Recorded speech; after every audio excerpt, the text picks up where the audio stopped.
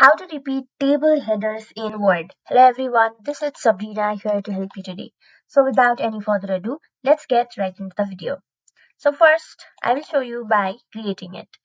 First, go to your table and then insert a table with certain heading.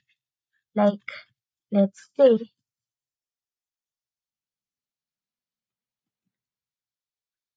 and 3.